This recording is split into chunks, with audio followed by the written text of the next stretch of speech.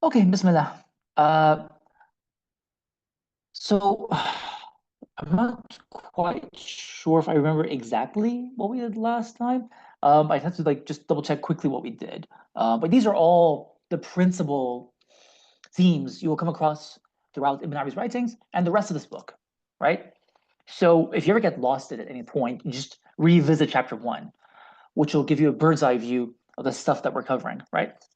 So the scale of the law is not just a passage we're going to read now. It's actually a whole chapter in and of itself that Shaykh covers because the Shaykh al-Akbar takes the Sharia very seriously. And with the Sharia, you get the scale that comes with the Sharia. It's called the Mizan al-Sharia, by which you weigh your actions. So when he says the scale of the law, he means you are weighing the actions in the scale of the Sharia to see if something is should be done or not done, if something is recommended or disliked, or commanded or forbidden, right? Um, and that is related to his cosmology, and that is related to his ethics and his teachings on religion, obviously, but especially to cosmology and metaphysics and philosophy, and it's connected to our ability to know wujud itself, actually. So let's see what Professor Jake says here. Bismillah. By way of the voluntary return, if anyone does not know what the voluntary return is, let me know. Man strives to assume God's character traits, or to manifest the divine names in whose form he was created. But what are the divine names? Which is a major theme we'll come to in the next chapter. And what is manifestation? How can it be achieved? How can an apparition on an infinitely distant wall get up and walk back to the sun? This is the voluntary return, right? You've got something Sorry, what is the called voluntary the return? arc. So the voluntary return, I think it's called al-rujuu' al-ikhtiyari, right? Now, al-rujuu' al-ittirari is death. By death, you are taken back to God. Yes. So this is al-rujuu' al-ittirari. This is the compulsory return. But some people can go back to God before they die. So they want to return to God before they die. This is the rujuu' al-ikhtiyari. And you do that by following in the footsteps of the prophets, خصوصا Rasulullah sallallahu alaihi wasallam. You follow him in particular, and you see how that happens. And then you find God here now in this world. Okay. So that's why he says, how can an apparition, which is us, on an infinitely distant wall get up and walk back to the sun? The sun is the original source, it's God. How can darkness, which has no real taste or understanding of light, become light? Right? And we talked about something. So to become light, that means to become God. It's called التخلق بأخلاق الله. And if you use the phrase of the philosophers, it means I think it's something like التشبه بالله, something like that. Becoming like God. Although it's better to say taking on the characteristics and character traits of God, right? So he says, so that's the metaphor. The object of darkness becoming like the sun. How is that possible? How can darkness, which has no real taste or understanding of light, become light? Right? This is also based on a hadith, right? You know, Allah, Rasulullah says, "I'll place a light in my hearing and my sight and my hands and in my blood and my flesh and my nerves and my bones," right? And place a light before me, behind me, and above me and below me. And then he says, make me into light itself or make me into a light. And the Shaykh Al-Akbar says, like the ishara in that hadith, the last line is, make me like you, make me you, right? So that I'm nothing and you take my place. So how do we, blind and ignorant shadows of existence, discern the difference between being with a capital B, which is God, and nothingness? How can ignorance become knowledge, listlessness, desire, weakness, power, dumbness, speech, greed, generosity, wrongdoing, justice. How can a bare specter, woven of ambiguities, be transformed into clarity, discernment, wisdom, certainty? How can we distinguish the properties of mercy from the properties of wrath within the created universe where all things appear confused? Once having seen how God's mercy and love manifest themselves, how do we ourselves become mercy and love? Ibn al-Arabi answers these and similar questions the same way other Muslims answer them. Stick to guidance and avoid misguidance. Follow the prophets and flee the Satans.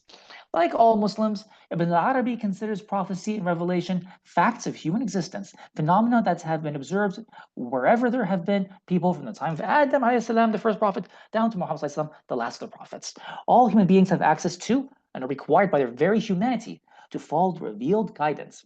To be human is to want guidance. It's to follow guidance very naturally, innately, intrinsically, or to at least desire it. The Sheikh discusses the nature and function of prophecy, which has now come to an end, and the process of becoming a friend of God, a wali, a saint, which will continue until the end of time, in voluminous detail, a lot of detail.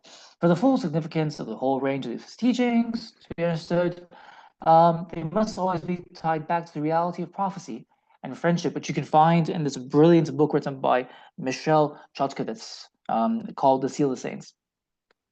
One of the most common terms that Ibn Arabi employs in referring to revelation in both the general sense and the specific sense of the Quran and the Sunnah is shara, which will be translated as law with a capital L, from which the well-known term sharia, the revealed law of Islam, is derived. The original sense of the term is to enter into the water, to drink of it. And that's so you say that's about an animal. Secondarily, it means a clear and open track or path. It came to be applied metaphorically to the clear and obvious path which leads to God, or in other words, the law which God revealed as guidance to mankind. Ibn al-Arabi often speaks of revealed law in general terms, showing plainly that he means revelation in a universal sense, given to all peoples throughout history down to Muhammad ﷺ. But when he turns to specific applications and interpretations of principles, he always remains within the Islamic universe.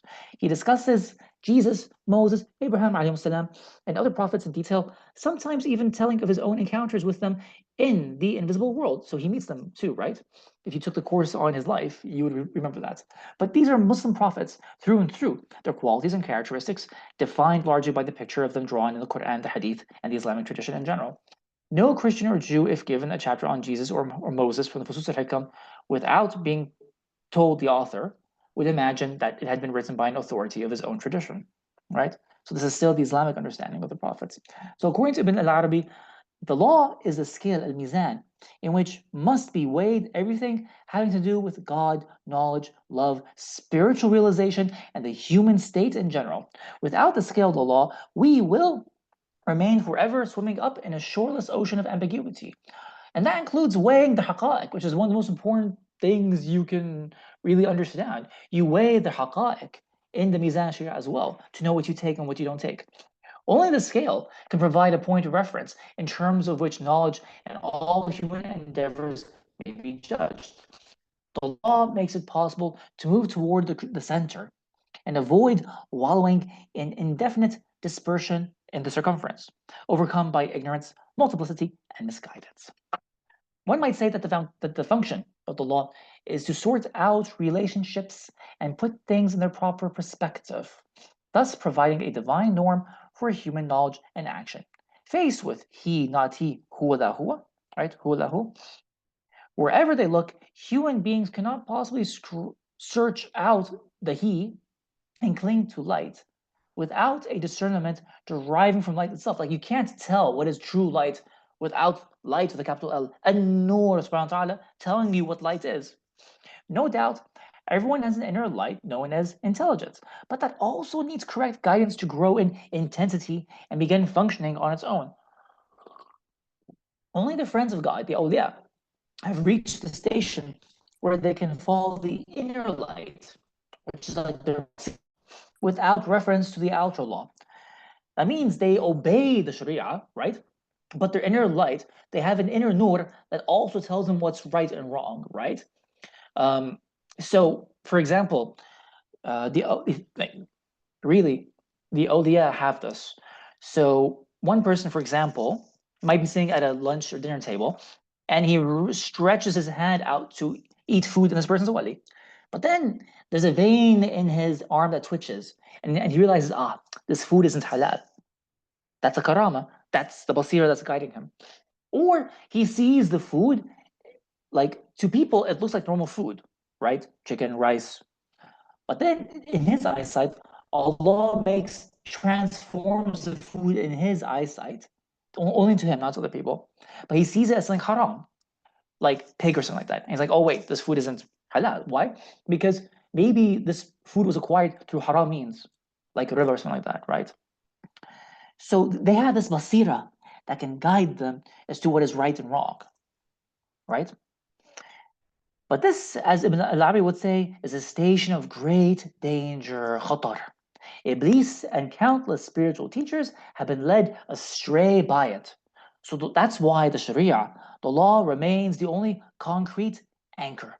And that's why you see awliya, even though they're awliya, studying fiqh to the end of their days. I've never seen a wali who just said, like, I'm done with fiqh. Um, it was said earlier that in ethics, or assuming the character traits of God, which precisely is the Sufi path, equilibrium is everything, balance. The divine names must be actualized in the proper relationships. The names of beauty preceding those of wrath, generosity dominating over justice, humility taking precedence over magnificence, and so on. The perfect equilibrium of the names is actualized by the perfect assumption of every trait in the form of which human beings were created. In a word, perfect equilibrium is to be the outward form of the name Allah, the divine presence. The person who achieves such a realization is known as Insan al-Kamil, which can be a man or woman. One of the most famous of Ibn al-Arabi's technical terms. There are many different types of perfect men and women. Briefly stated, all of them represent full actualizations of the name Allah, which is the meaning, the ma'na, or innermost reality of every human form. But each human being is different, which is to say that the divine self-disclosure never repeats. The divine presence manifests itself in different modes to each individual. Some of these modes are designated by names close to unity, close to Tawheed. Others by names that are related to dispersion, which is like Furqan. And most to names that are outside the scope of the 99 most beautiful names, al-Asma al-Husna. So the prophets and great friends of God, the great awliya, as human beings, manifest the name Allah in its relative fullness. Then, in their specific functions, they display one or more of the most beautiful names. They are exemplars who disclose the possibilities of the human theomorphic state. How, in other words, they show you how to achieve your divine state. Each is a model of perfection. The connection between the divine names and the prophets can be seen clearly in the structure of the Fusus al-Hikam, where each of the 27 chapters is dedicated to a single prophet and a corresponding attribute. The first chapter is dedicated to the wisdom of the divine presence as embodied in Adam, by whom Ibn Arabi makes clear he means the human being as such. Then, the succeeding chapters are dedicated to various prophets and their attributes, it being understood that each of the prophets as a human being also manifests the name Allah. All of them do. By dealing with the prophets as human individuals, Ibn al-Arabi is able to investigate the properties of the divine attributes when manifested in the cosmos in specific cases. So you know how like we say all the prophets manifest the divine properties, which are called ahkam, hukam. Ahkam can also mean legal rulings. Well, here it can also mean, like in a more scientific sense, their properties, what makes them who they are. So although they all manifest divine properties, they all do so in different ways. Each prophet himself becomes a kind of divine name, manifesting the divine presence through his earthly career. This is one reason that Ibn Arabi makes extensive reference in the Futuhat to the presences, the hadrat, of the prophets in exactly the same sense that he talks about the presences of the names. If the presence of power embraces everything in existence, wherein the name powerful exercises its effects and displays its properties, so also the presence of Moses, al-Hadrat al-Musawiyya, embraces everything on the path of achieving human theomorphism that manifests the qualities of Moses. So you know about the presence of the divine names. But in the Futuhat, he will often talk about the presence of a prophet, the Al-Hadrat al-Muhammadiyya, Al-Hadrat al-Isawiyya, and so on. Those are also divine presences that are manifested by the prophets as divine forms of God, right? خلق الله آدم على صورته. So they are the ones who have realized their divine form. So those are also the prophets themselves are also divine presences. And so dozens of chapters in the Futuhat dealing with the visions of the lights of being and interpretations of the nature of the realities that fill the cosmos are labeled by the expressions from the presence of Muhammad, from the presence of Moses, from the presence of Jesus, to indicate the particular cognitive and revelational perspective that is being taken into account. It might make more sense when you actually get into the Futuhat itself. Would anyone like to volunteer to read this section? Seeing things as they are.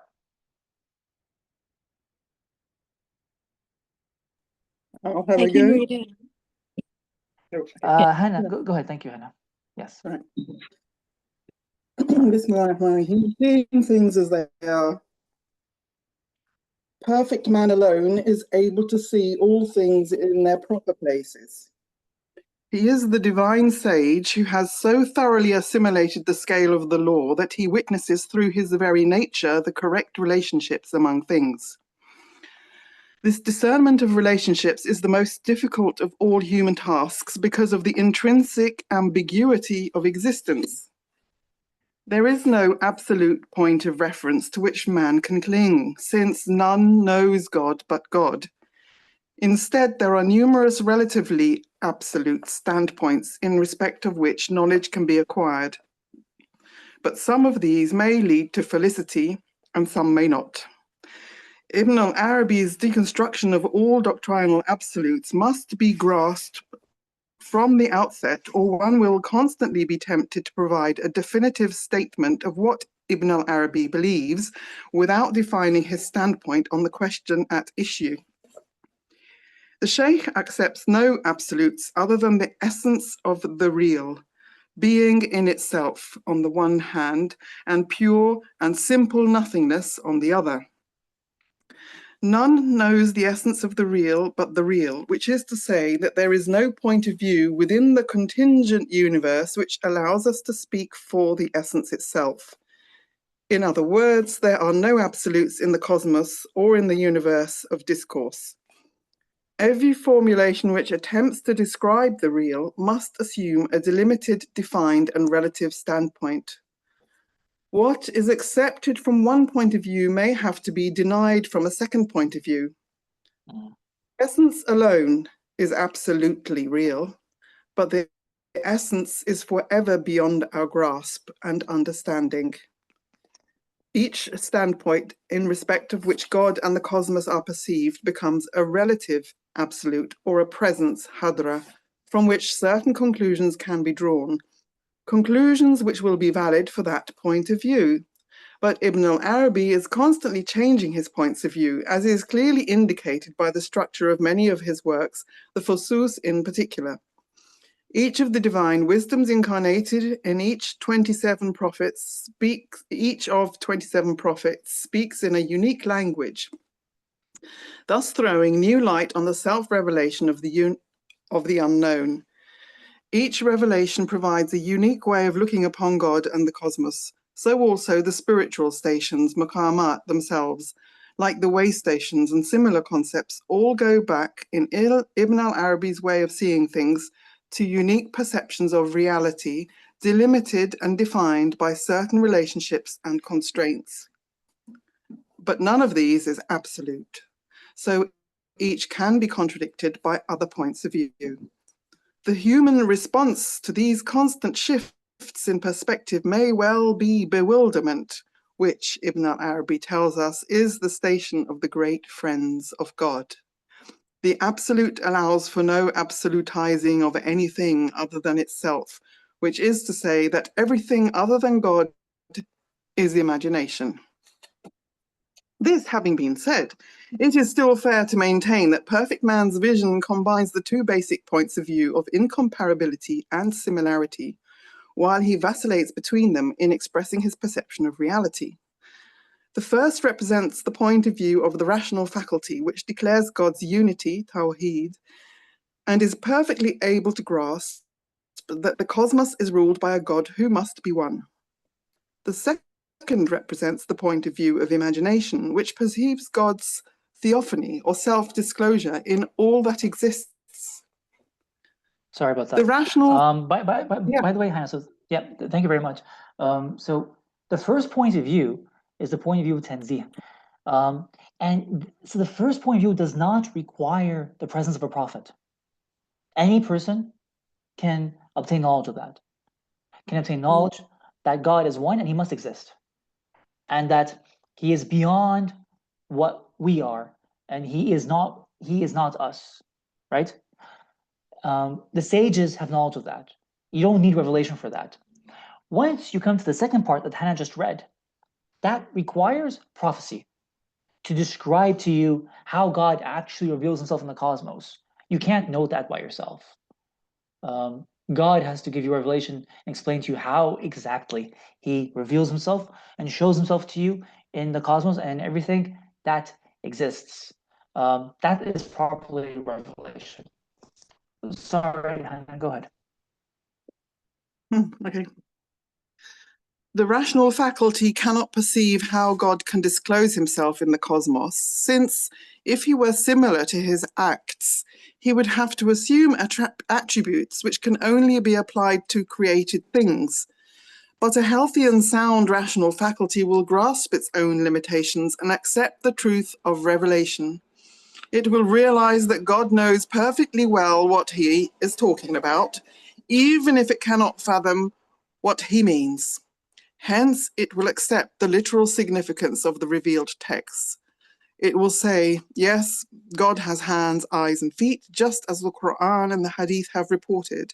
He laughs, rejoices, forgets, and sits down. The revealed texts have said this, and God speaks in accordance with the tongue of the people. So God no doubt means what he says. If he did not mean this, he could have said something else. I accept it as true, but I do not ask how it is true. This is the limit of the knowledge reason can attain, and only with the help of revelation. Of course, in the school of madhab of Ahl Sunnah wal Jama'ah, when we say, I don't ask how, that means nu'min bila kayf. When we talk about the attributes of God that he reveals in the Quran, right? So now you get into the attributes that can't be known by yourself. They can only be known through revelation. But once he gives them to you in revelation, you say, this is strange. It sounds like us. And so we say, yes, it does. But nu'min bila kayf. We don't ask how exactly he has hands, feet, and so on and so forth, right? And eyes. How does he rejoice, sit, laugh, and forget? How exactly does he do that? Nu'min bila kayf. But the awliya, they know how, right? And then as you'll come to see, imagination can go where reason can't. So a healthy, sound, a healthy and wholesome and sound reason and mind will accept that this is what God means. So Ibn Arabi is also critiquing like an ultra Ash'ari take on the Quranic verses that try to interpret, do ta'wil of God's words and say, well, you know, him sitting on the throne means he's seated on the might of his awesome power. No, he's sitting on an actual throne. But how does he sit? We have no idea. We just believe it. This is beyond our minds to conceive it. So he's critiquing this hyper rational need to do ta'wil of God's words in order to do what? To purify him of what they consider to be an unhealthy way of interacting with God and demeaning his majesty. Whereas we say, no, that doesn't demean his majesty. You stop where the Quran stops. And so we believe what we don't say how. But then you come to imagination, and imagination can actually take you to different places. Yes, Hannah, go ahead.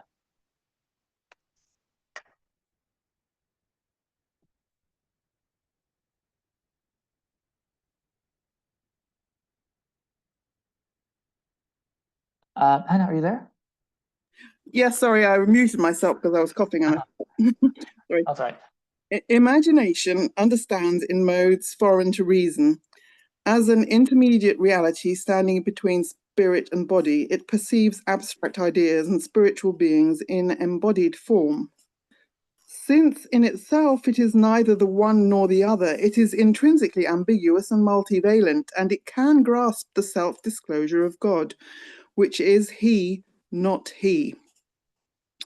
Reason demands to know the exact relationships in the context of either or, but imagination perceives that self-disclosure can never be known with precision since it manifests the unknown essence. In the case of perfect man, spiritual realization has opened up the imagination to the actual vision of the embodiment of God when he discloses himself in the theophany.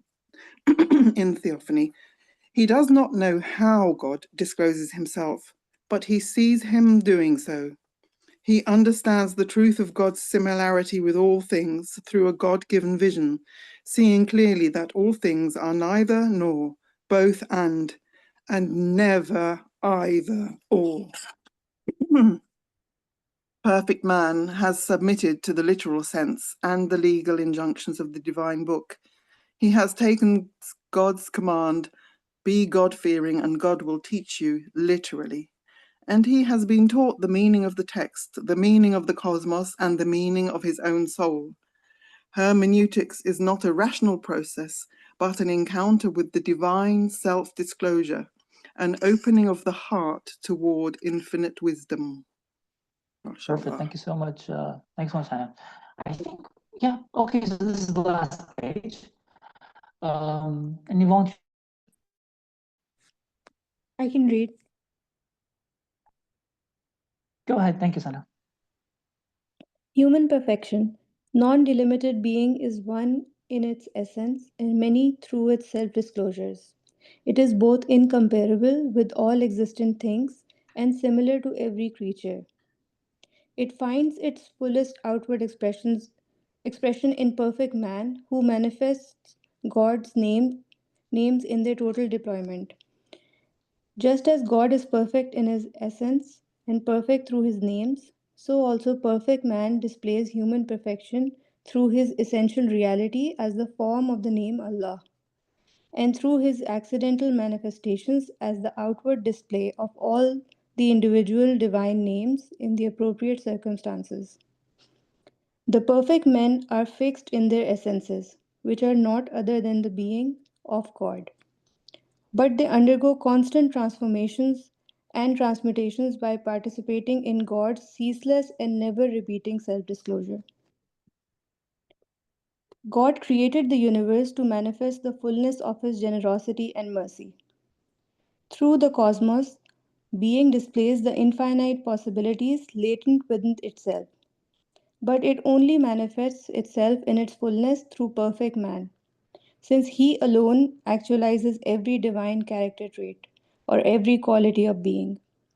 He is the human individual who has attained to the total actualization of his theomorphism, such that the name Allah shines forth in him in infinite splendor.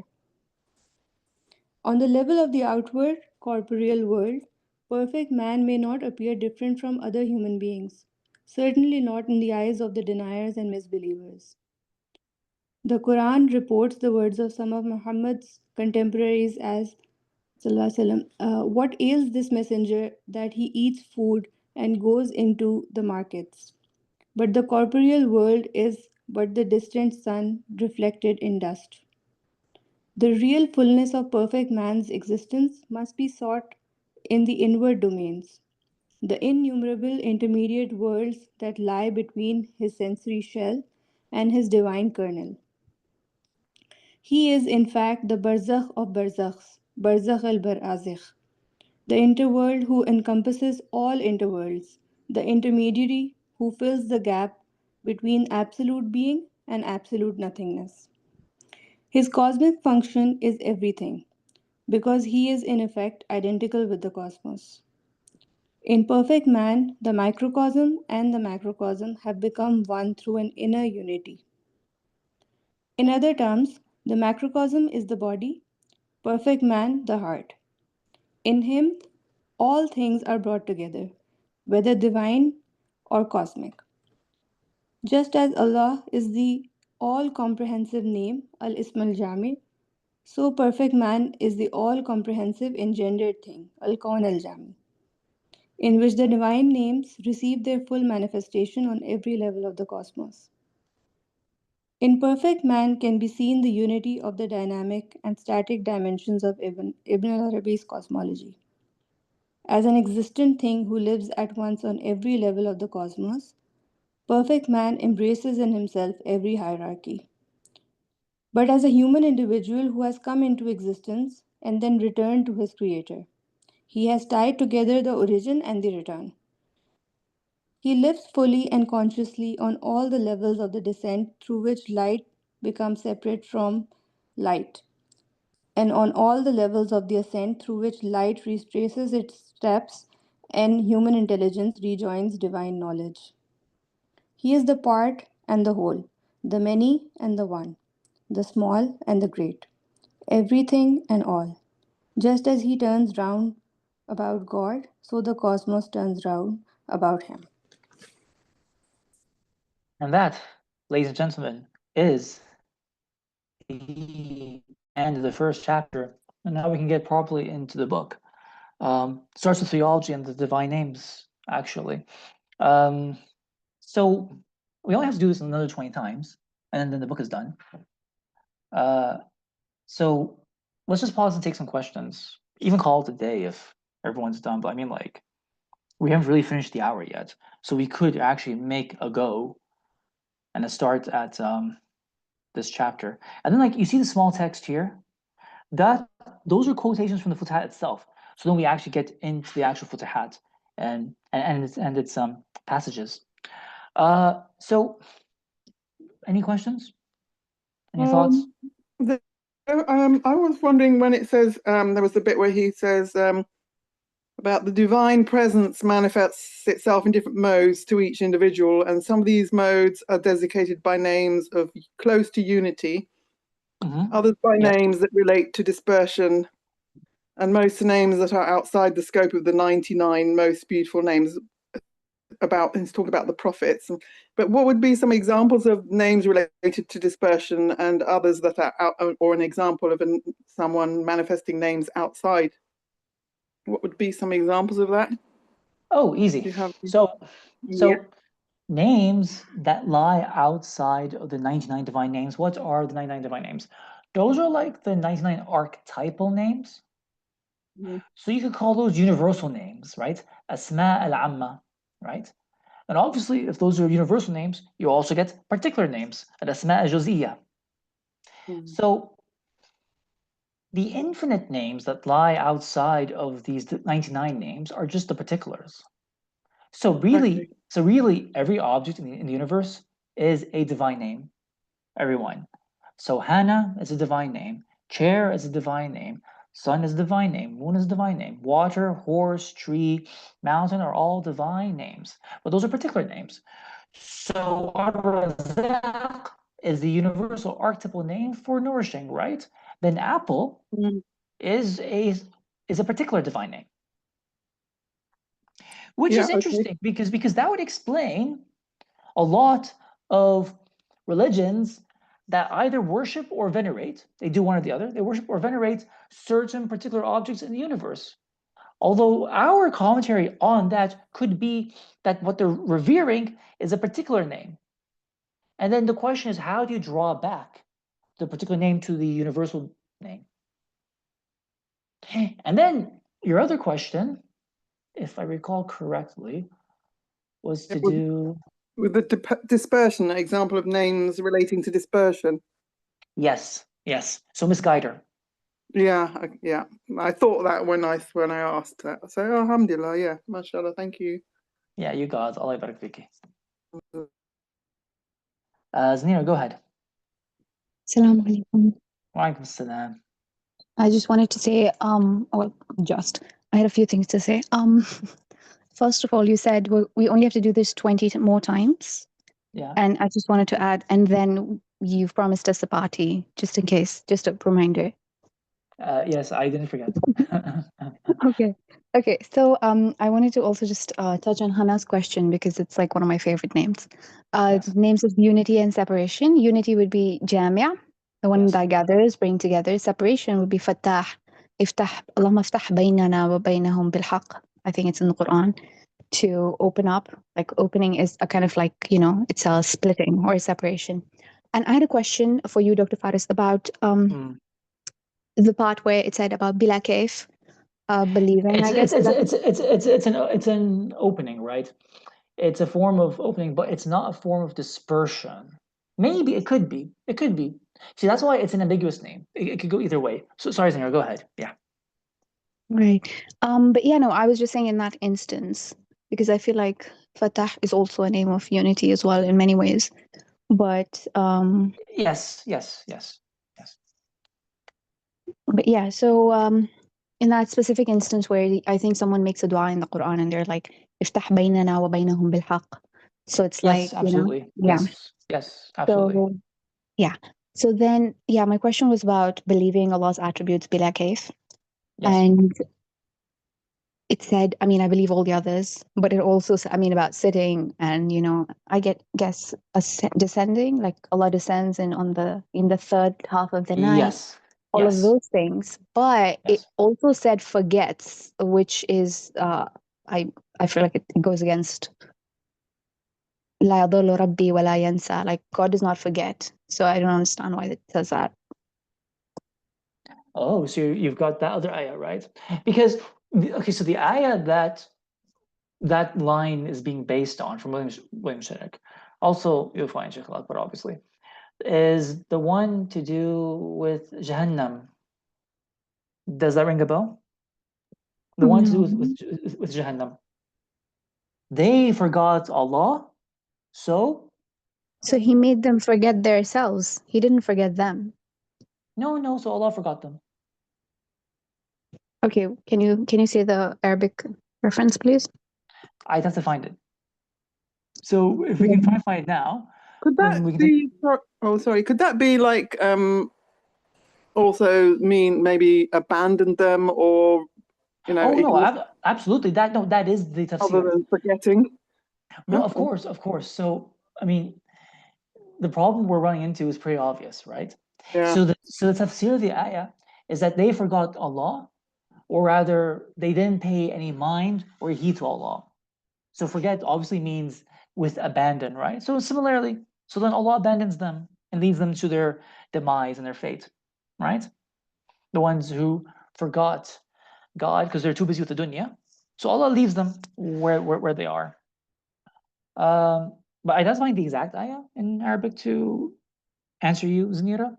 But the question that's being raised here is that because we're talking about the attributes of God that resemble those of human beings, now we take our attributes from Him. He doesn't take them from us, right? We see because He sees. We hear because He hears. So then the question is, in what way does He forget, if at all? Because that would appear to impinge upon His perfection, and He has no deficiencies, which is correct. So I remember we talked about this in first sheath, but I'm struggling to remember what exactly I said. But we did come across this in first sheath, right? Because he mentions this, and it's to do with insan kamil. I think it's in the form of insan kamil. Like if you really want to take it literally, and you want to go beyond the tafsir, because the tafsir resolves the problem. Like you don't have to think about it. But if you want to go beyond the tafsir and say, okay, but still, it's also an attribute. So how does he forget? Then he talks about the first sheath, and we talked about it. And he mentioned, Sheikh Akbar, that it was in the form of insan kamil, right? And so that there's a divine perfection in that. But I forget the exact context. I'd have to go back and revisit it. And also, I'll take a look at the Arabic Zanira to find you the exact ayah.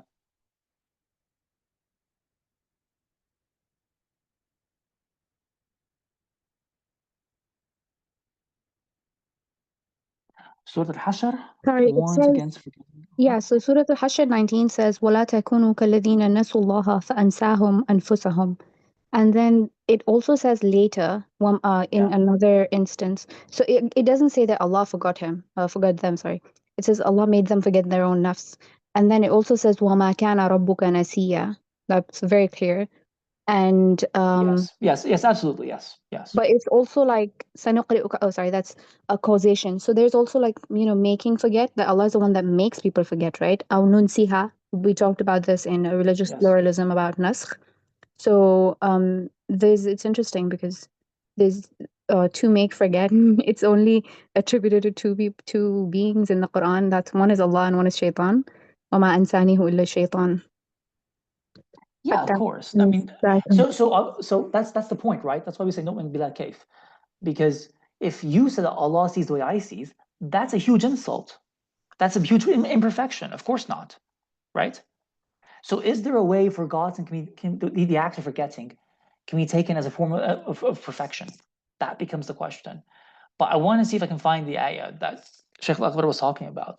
So I want to refer back to false sheath and see what he says and what's the exact ayah. So if it's not that one from Surah Al-Hashr, I'll see which other one it is. But I need to double check, okay? Sorry, I'm it's looking up in the from corpus Quran, but it's not there. It's literally like there's no every single verb that has to do with forget. None of them it says Allah forgot Yes, them. Sahar. Yes, Sahar, go ahead. سوري it's in سورة الجاثية وقيل اليوم ننساكم كما نسيتم لقاء يومكم هذا. It's today we forget you as you forgot the meeting of this day on the day of judgment. This in Al-Jathiyah, so I'm not really sure if it's the same one. Let me see it. Yes, Sahar. وقيل اليوم ننساكم. Yeah, that could work. Today we forget you, and there's an obvious tafsir for that. But just as a verb, اليوم ننساكم. What do you think about that, Zanira? All right. So I also found there's another one in Sajda, Surah Al-Sajda. فذوقوا بما نسيتم لقاء يومكم هذا إنا نسيناكم وذوقوا عذاب الخلد بما كنتم تعملون. So it's like a very specific though, right? I feel like we wouldn't call it an attribute of God though, because it's like very specific to these people, like it's an act that is specific to a certain people. So that doesn't mean God is forgetful, because it says ما كان ربك نسيا. And I feel like the verb of kana shows that, that's not like an attribute of God. That's not something that God does, but it's only like in the specific context with a specific group of people. And it's not even like, like it's not forever. It's just in that space where Zanira, كذلك اليوم. did you say Zanira, did you say وما كان ربك نسيا? Yes. Okay, yeah, but that's not Allah, that's Rabbuka, right? Which is the one that says Allah? Well, even though for sure Allah does not forget, obviously, right? Sorry, I don't understand. Who's Rabbuka? What's the difference? Let's talk about that later. But there's a difference. Yes. Yeah, I don't want to get into it now because then we're gonna get entangled in stuff. By the way, actually, my upcoming class on Wednesday is about lordship, exactly, Rububiyah. Yeah, maybe it might be clearer in that class, inshallah. But yeah, there is a difference. Yeah. Any other questions?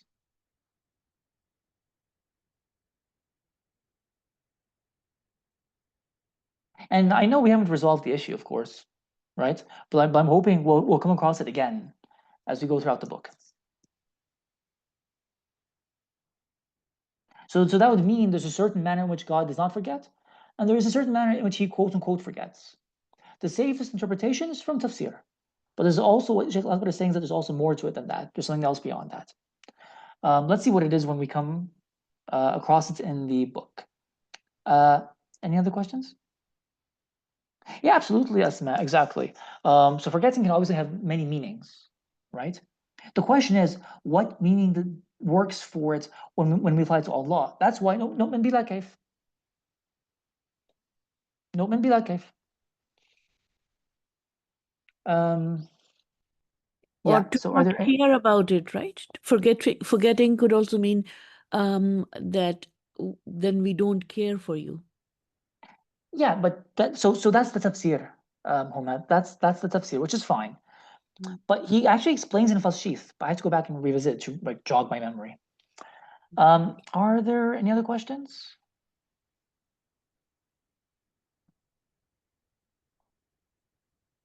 If not, can we start this, or is that just asking for too much? I think we got like 10 minutes left.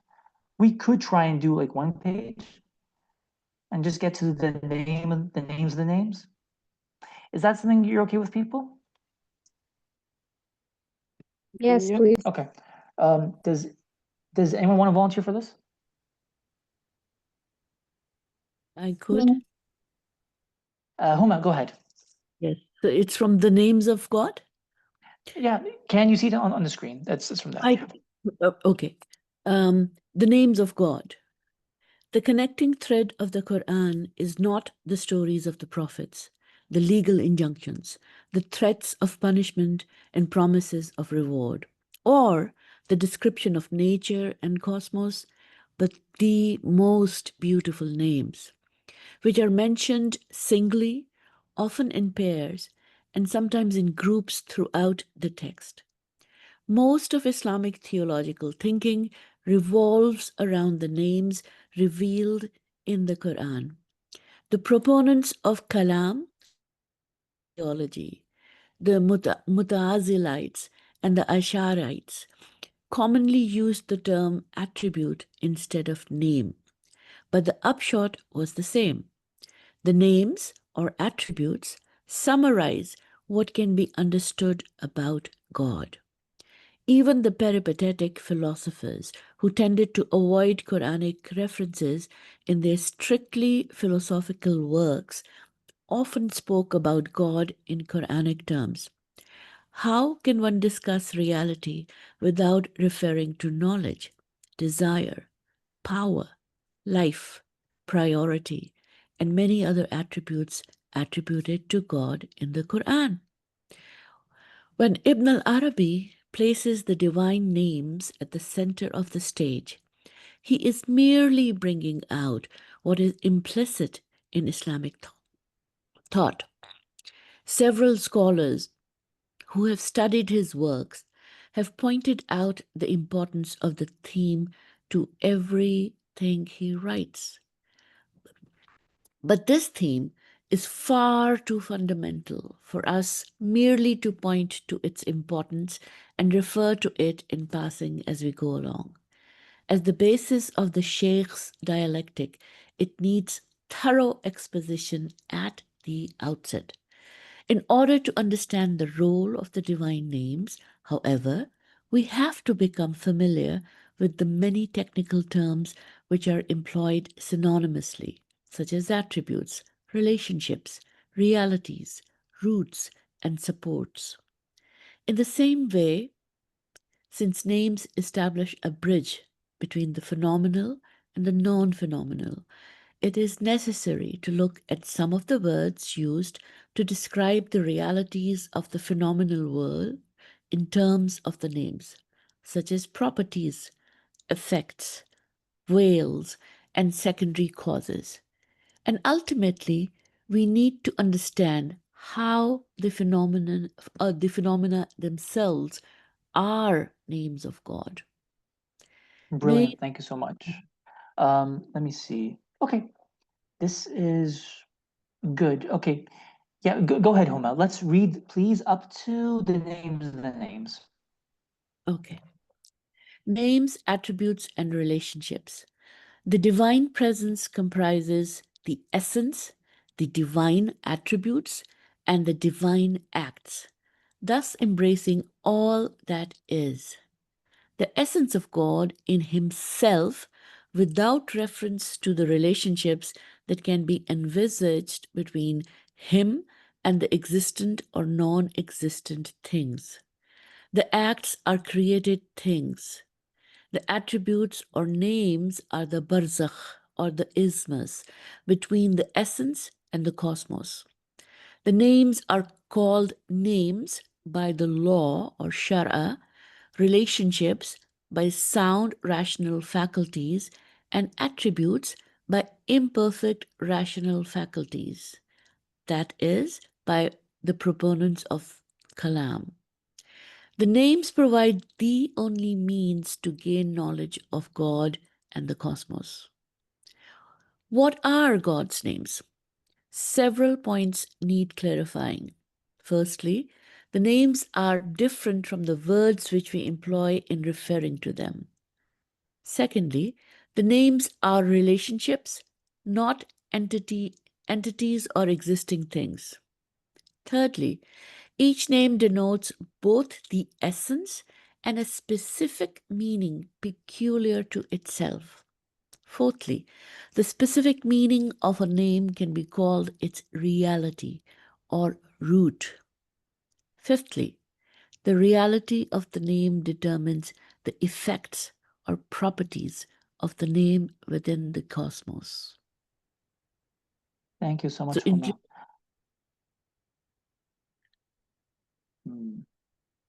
Yeah, I think we can go for one more page since we're still not out of time. Yeah, are there any questions about that?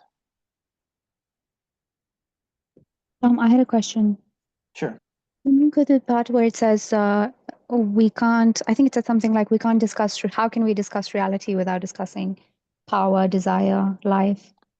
Right. So here.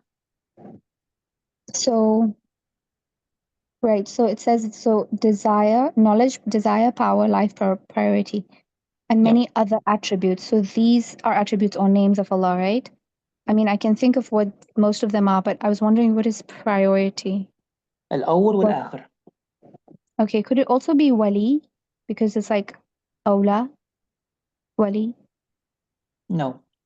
Even though, yes, but no. Wali denotes nearness. So it's actually closer to al-qarib. So nearness is priority though, right? Priority is to do with what comes first and in succession and what comes after. So that means al-awwal wal-akhir. So kind of a gradation? Yes, it can be. It can refer to temporal succession, but it can also refer to actually priority of names. So what you're going to see soon is that the names are ranked. They're not equal. The divine names have rankings, and some are bigger in scope, others are more narrow and restrictive. Now, what's really interesting is, okay, the stuff that we're talking about, it sounds pretty dry, and it's not necessarily clicking if you're coming across this stuff for the first time. But the divine names are actually beings, they're actual beings that produce effects in the cosmos. They basically act like you're going to come across this on Wednesday. So actually, I won't say it now, but they are actual beings. But the reason that Ibn Arabi is comfortable with talking about them that way is simply because they are non-existent.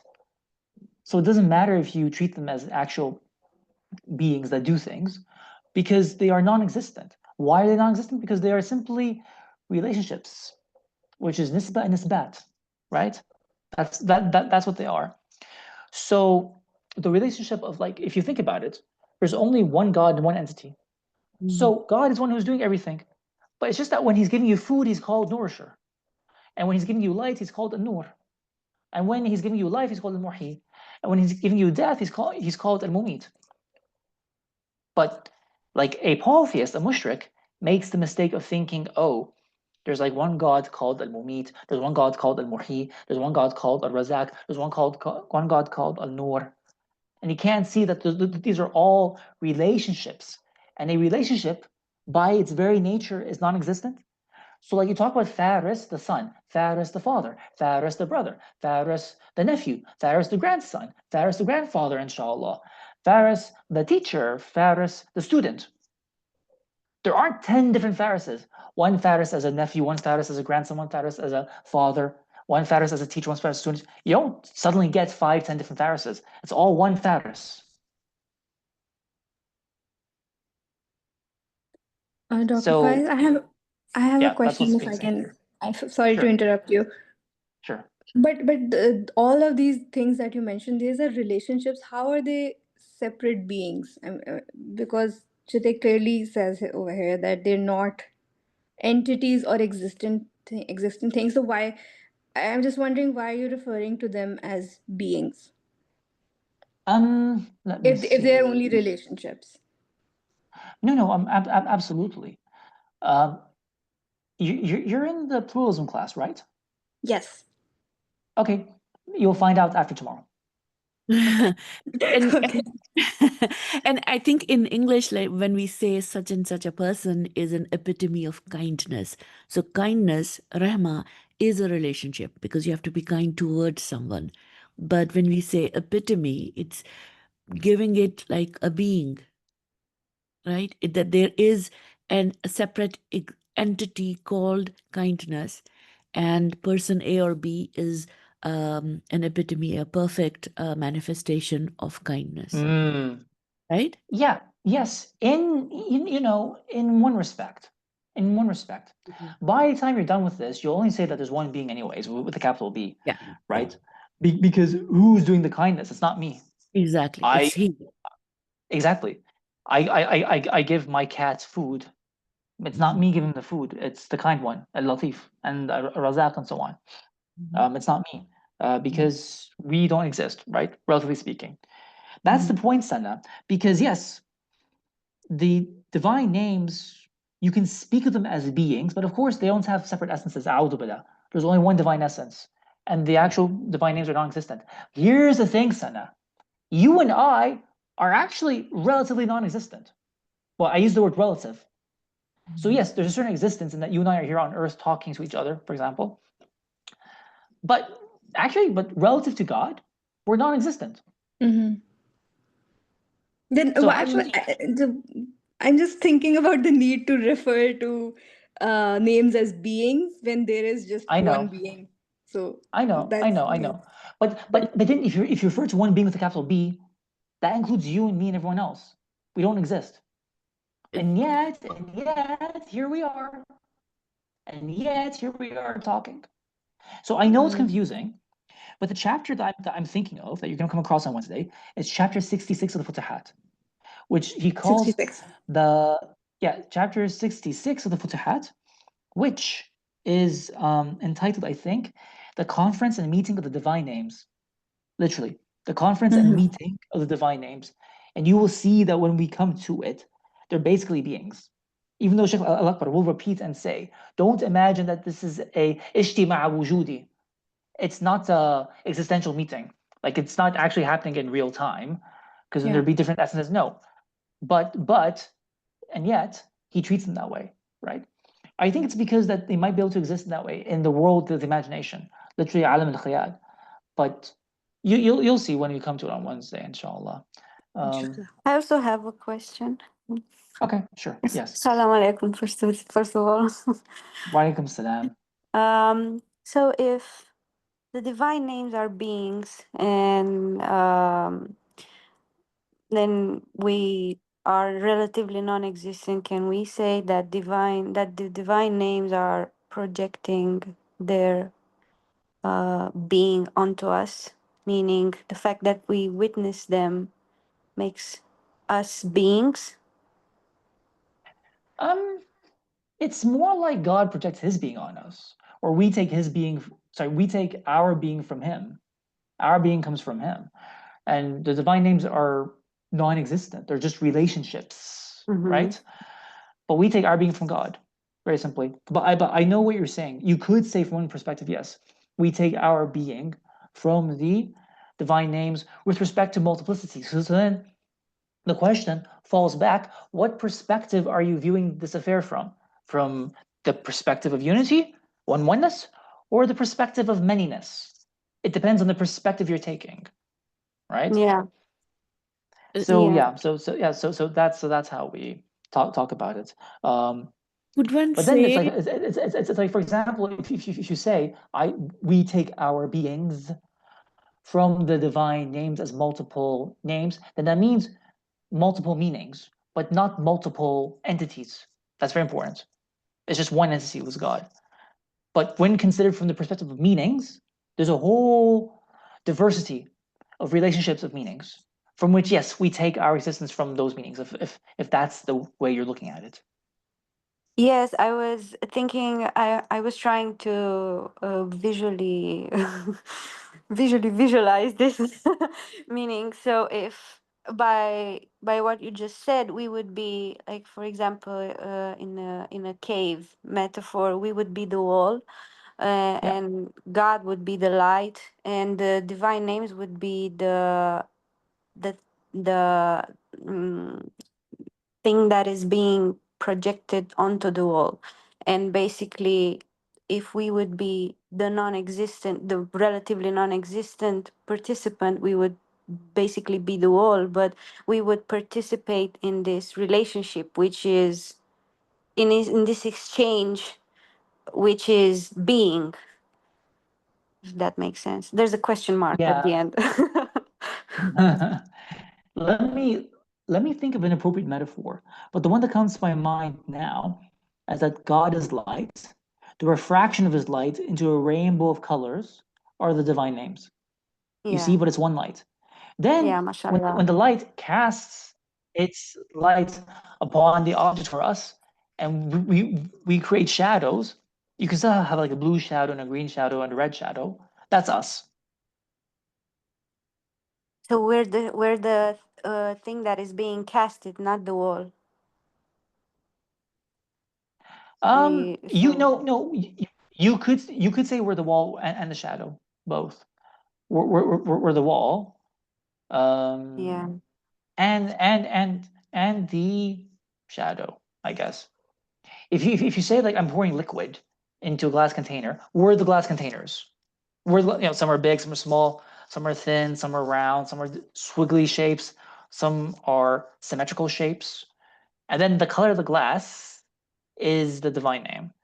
But the water is just one water. yes, thank you, mashallah. Thank you so much. Also, the other perspective is that the other way of looking at it is that the color of the glasses are the hearts, our hearts, red heart, green heart, blue heart, and then we color God when the water comes in, and we color him, but God remains unchanged, even though we seem as being different, no matter which spiritual perspective you take. That's of course a big subject, but yeah, Sahar, go ahead. Salam alaikum. Walaikum assalam. It's very interesting. Correct me if I'm wrong. I mean, reading this one or listening actually while you're reading that the Quran is not to know the law, not to know the this or that, is basically to know God and to know God through His names, and this is really fascinating. Right?